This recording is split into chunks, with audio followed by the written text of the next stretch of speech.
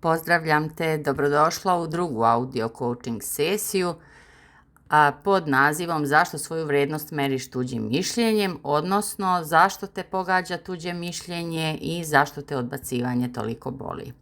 Ako si poslušala prvi audio, u njemu smo se bavili pitanjem zašto napuštaš sebe čim postane neprijatno. I ja verujem da si došla do nekih odgovora, međutim, iako nisi, odgovori će doći vremenom. Sad, pošto mnogi od nas, pa i ja sama sam imala potrebu nekad da razumem zašto me toliko pogađa tuđe mišljenje, jer ja kao people pleaser sam jako marila za to šta drugi misle i često su moje emocije bile upravljene prema tome šta će drugi da misli i moje emocije su se javljale u skladu sa tim šta neko misli o meni i u slučajevima kada nisam bila prihvaćena, to me jako bolelo i jako je važno meni bilo da razumem zašto me to toliko boli i zašto se ja uopšte toliko oslanjam na to tuđe mišljenje, zašto mi je to toliko važno, zašto mi je potrebno da me drugi validiraju da bi ja prihvatila da ja vredim, da sam dovoljno dobra. Dakle, u tom periodu kada sam bila okoreli people pleaser, jako mi je bilo važno šta će drugi da misle o meni, šta će drugi da kažu, šta će da pomisle, da li će da me osude i jako me bolelo kada nisam dobila potvrdu o svojoj vrednosti od drugih, dok s druge strane ja uopšte nisam imala izgrađeno mišljenje o sebi, nisam se uopšte bavila unutrašnjom snagom stanjem sebe na način da razmislim šta ja mogu da uradim i koliko ja u stvari prihvatam sebe, već sam čekala tu potvrdu spolja. Današnji audio će baš da se bavi ovom temom i ako niste uradili pitanja, odnosno odgovorili na pitanja iz prvog audija, ja vam preporučujem da se prvo time pozabavite, a onda kad nađete vreme možete da prijeđete na ovu današnju sesiju zašto svoju vrednost meriš tuđim mišljenjem. Dakle, prvo pitanje na koje želim da sebi danas odgovoriš je čije mišljenje danas najviše utiče na to kako se osjećaš. Dakle, jako je važno da ovo osvestiš, čije ti je to mišljenje toliko važno i toliko utiče na tebe, na to kako se osjećaš. Ako vam odgovara da poslušate sva pitanja koja ću ja svakako da stavim ispod ovog audija, možete u toku ove sesije da stavite pauzu, da odgovorite pa da nastavite, međutim možete i da odslušate pa da onda u miru kad nađete vremena za sebe odgovorite na sva ova pitanja. Dakle, to bi bilo prvo pitanje, čije je to mišljenje? I drugo pitanje se vezuje na ovo prvo je kada te je posljednji put jedna tuđa rečenica naterala da posumnjaš u sebe. Dakle, da razmislite o tome kada je ta neka tuđa rečenica posljednji put tebe naterala da posumnjaš u sebe. Da u stvari osvestiš koliko tuđe mišljenje utiče na tebe.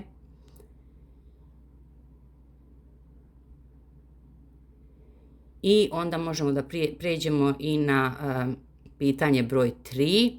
Koliko često donosiš odluke razmišljajući šta će drugi misliti? Dakle, koliko često donosiš odluke razmišljajući šta će drugi misliti?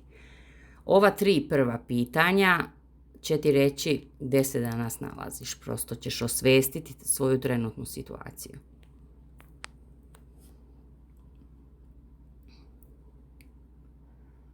Dakle, kada odgovorite na ova 3 pitanja, možemo da pređemo na koren odakle je to uopšte došlo. Ako vas zanima, a sigurna sam da vas zanima i mene je nekad zanimalo, odakle to uopšte potiče ta potreba da ja budem prihvaćena, da drugi potvrde da sam ja dovoljno dobra, bez svesti o tome da ja razmislim da li ja zaista jesam dovoljno dobra i da li ja prihvatam sebe uopšte, nego je sve bilo okrenuto s polja.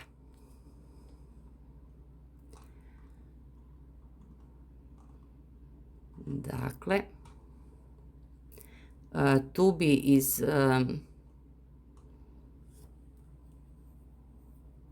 bi moglo da bude sljedeće pitanje. Kada si prvi put poverovala da moraš da budeš dovoljno dobra da bi bila prihvaćena? Dakle, kada si prvi put poverovala da moraš da budeš dovoljno dobra da bi bila prihvaćena?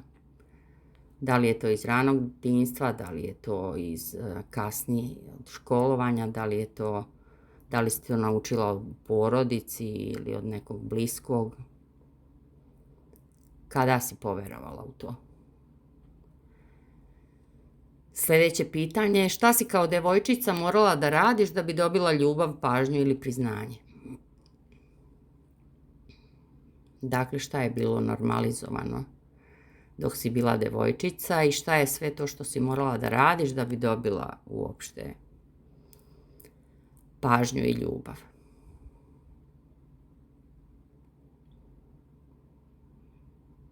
I još jedno, može se reći podpitanje koje se veže na ovo prethodno je da li si tada naučila da je tvoje mesto među drugima važnije od odnosa koji imaš sa sobom? Šta misliš o tome?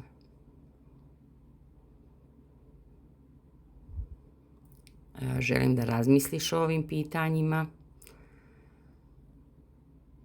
Ovo su znači pitanja u kojima ćeš dobiti odgovore gde se danas nalaziš, odakle to potiče. Sad moramo malo da se okrenemo i na cenu, a to je koliko te to danas košta. Dakle, želim da na osnovu ovih pitanja dođeš do jedne vrste otrežnjenja, prosto da shvatiš, iako ti verovatno već i znaš koliko te košta takvo stanje. I u skladu sa tim sljedeće pitanje bi bilo koliko puta si prećutala sebe da bi sačuvala mir?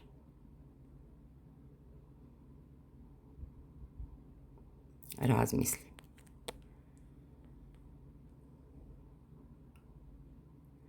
Dakle, koliko si puta prećutala sebe da bi sačuvala mir? Pa sljedeće pitanje, koliko si prilika propustila zato što si se plašila tuđeg mišljenja? Dakle, šta si sve propustila zato što si se plašila tuđeg mišljenja?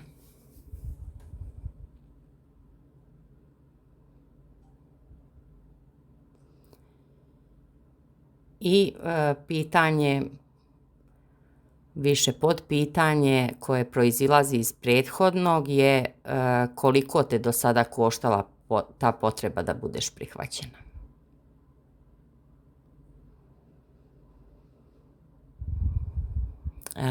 Jako je važno da osvestiš koliku cenu plaćaš zbog te potrebe da budeš prihvaćena. I ovo nije sada pitanje, nego želim da razmisliš o sljedećem.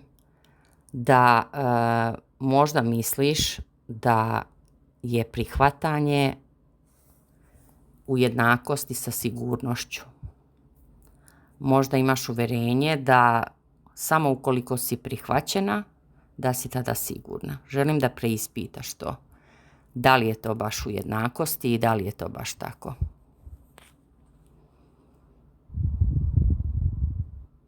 I sada, ako si spremna, nastavit ćemo. Ova pitanja možda mogu da dovedu do preokreta. Sljedeće pitanje bi bilo ko danas određuje tvoju vrijednost?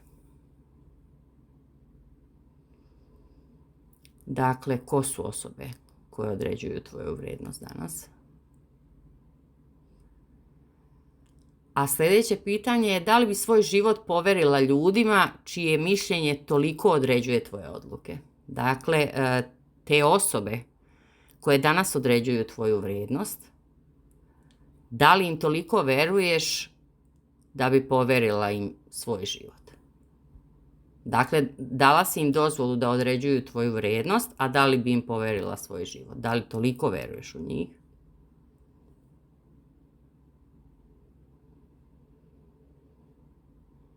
I sljedeće pitanje koje proizilazi iz prethodna dva je šta bi se promenilo kada bi tvoje mišljenje o sebi postalo važnije od tuđeg?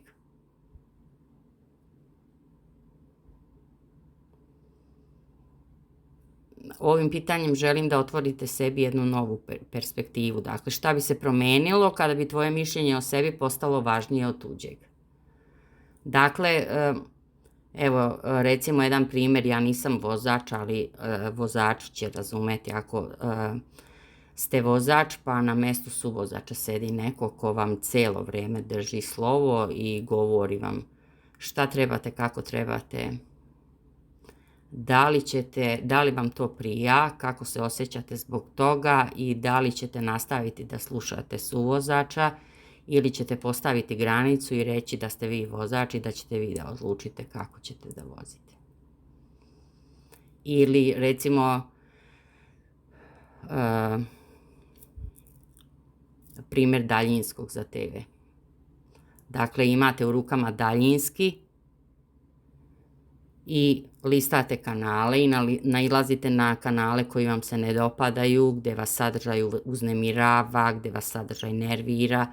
Dakle, da li ćete ostati da gledate takve sadržaje ili ćete preuzeti vi odgovornost i prebaciti na kanal i naći neki sadržaj koji vama odgovara.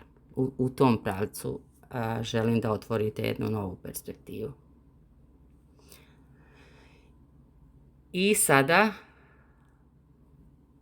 ako ste došli do te neke nove perspektive, ću da postavim sljedeće pitanje. Koja bi bila prva odluka koju bi donela kada ti više ne bi bilo potrebno tuđe odobrenje? Dakle, prva odluka koju bi donela da prestaneš da misliš o tuđem, da brineš o tome šta neko drugi misli. Dakle, koja je to prva odluka? A zatim želim da razmisliš ko bi postala kada tvoju vrijednost više ne bi tražila u očima drugih.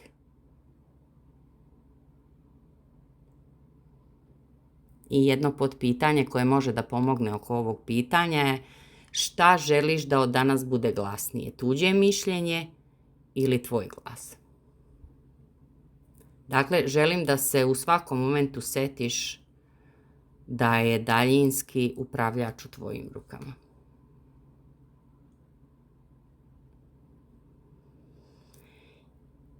I mislim da je dovoljno za danas pitanja. Dakle,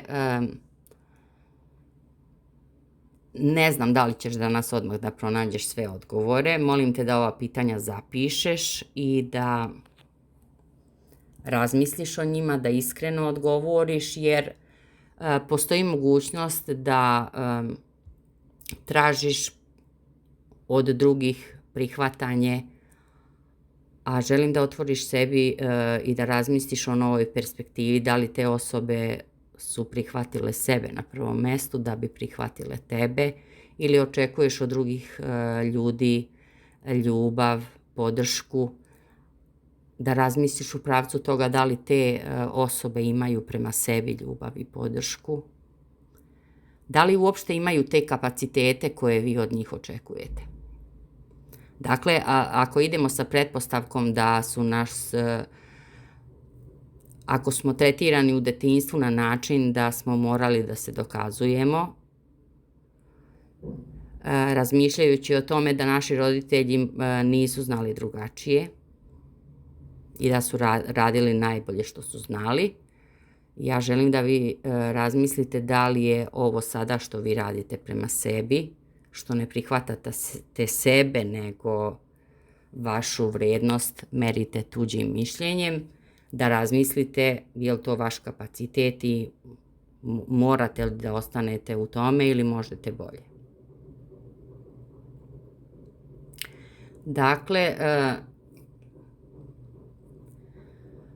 još jedna važna stvar je da razmišljate u pravcu da je najvažniji odnos koji možete da izgradite u životu odnos koji imate sa samim sobom. Dakle, sama ta spoznaja da vi svoju vrijednost merite tuđim mišljenjem je dovoljan podsticaj da krenete u promjenu. Dakle, da pronađete odgovore koji su unutra i da razmislite da li želite da nastavite na taj način ili želite da prebacite tamo na onom daljinskom na kanal koji vama odgovara i da radite ono što vama odgovara. Da vi poverujete sebi, da vi prihvatite sebe, da vi prihvatite svoju vrijednost, da vi osvijestite svoju vrijednost.